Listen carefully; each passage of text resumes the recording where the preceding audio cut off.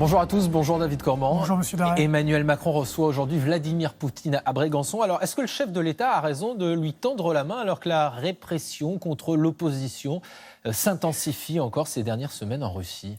Écoutez, vous l'avez dit dans votre journal, aujourd'hui la Russie est privée de sommet du G7 à cause de son action militaire en Ukraine. Néanmoins, la Russie est un pays majeur de la géopolitique mondiale et donc il n'est pas illégitime de le recevoir, à condition de mettre les choses au clair. Sur quel point ? Sur la question de la démocratie, mais également sur la question des relations économiques avec la Russie. Il faut dire quoi très concrètement ?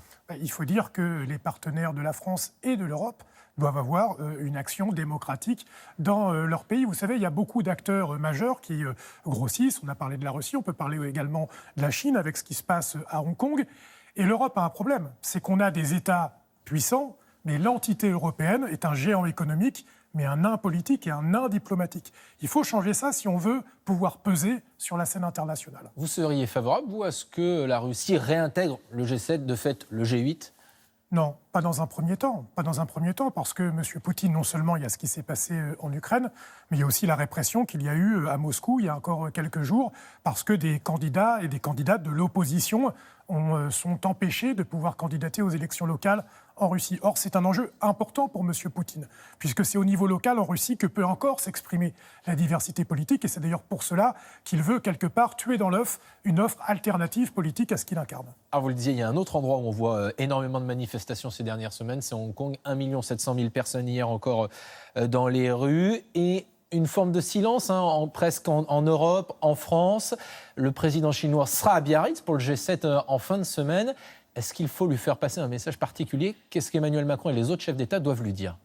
La même chose qu'avec M. Poutine, quelque part. Ce que je disais tout à l'heure, il faut comprendre que, si vous voulez, ce n'est pas open bar, l'économie, pouvoir participer à l'économie mondiale. C'est-à-dire qu'il y a un certain nombre de valeurs humanistes, de valeurs démocratiques, qui sont importantes, comme les valeurs de protection de l'environnement ou de protection du droit social. Or, aujourd'hui, la Chine bénéficie d'un marché mondial sans contrepartie, que ce soit en matière de démocratie, d'environnement ou de droits sociaux. Et donc, il faut exclure la Chine du G7 également ou pas ? C'est pas ce que je dis, c'est que le G7, si c'est un lieu de régulation pour aller vers du mieux-disant démocratique, environnemental, social, c'est une bonne chose. Si c'est pour continuer comme avant, ça n'a pas de sens. Et d'ailleurs, moi je serai également au Pays Basque la semaine prochaine, puisqu'on parle du G7. Il y a un contre-sommet, notamment organisé par ATTAC, où il s'agit justement d'aborder sous un autre angle les relations internationales, d'aborder sous un autre angle ce que devrait être la mondialisation. Emmanuel Macron dit qu'il veut faire de ce G7 justement un G7 écolo, avec cette question qui sera au centre de tous les débats.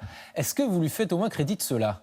Vous savez, moi je ne suis pas juge des âmes, je ne sais pas ce qu'il y a dans sa tête. Ce que je sais en revanche, c'est que depuis 2 ans que Emmanuel Macron est président de la République, à chaque fois qu'il y a une réunion internationale, c'est pour faire écolo.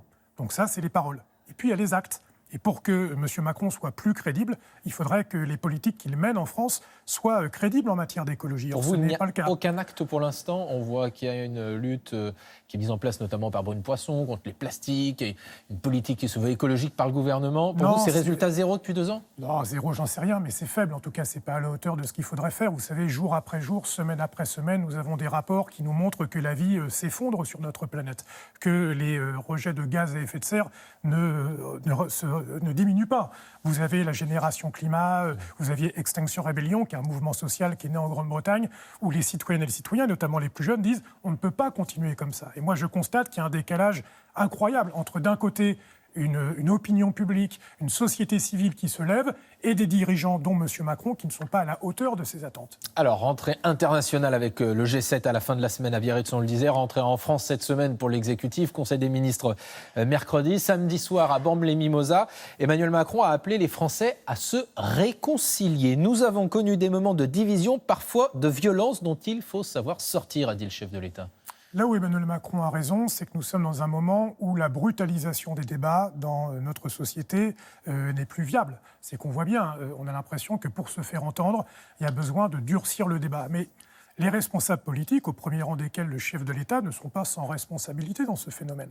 Il y a dans les phrases qu'on peut être prononcées par le chef de l'État sur ceux qui ne sont rien, etc., une forme de violence, une forme de brutalité qui a pu être ressentie par beaucoup de nos concitoyennes et nos concitoyens. Et le premier réconciliateur dans notre République, c'est précisément le chef de l'État.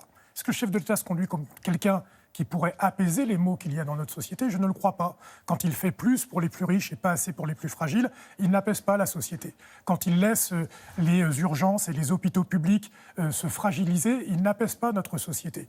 Et donc là, il y a une forme, encore une fois, comme pour l'environnement, deux Emmanuel Macron. Il y a Emmanuel Macron des paroles et il y a Emmanuel Macron des actes. Il faut que les paroles d'Emmanuel Macron rejoignent les actes ou que les actes rejoignent les paroles. Parce que si on continue dans cette sorte de schizophrénie, on crée encore une fois de la tension dans notre société. Alors, ce ne sera pas que la rentrée d'Emmanuel Macron cette semaine, ce sera aussi la vôtre avec les universités d'été d'Europe Écologie Les Verts qui débutent jeudi à Toulouse.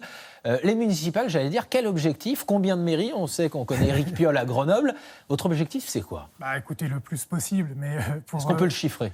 Non, on ne peut pas le chiffrer, parce que d'abord, ce n'est pas nous qui décidons, ce sont les citoyennes et les Il faut citoyens. avoir des ambitions. Oui, mais nos ambitions, elles sont grandes, mais à la fois, vous savez, il faut marier l'ambition avec l'humilité.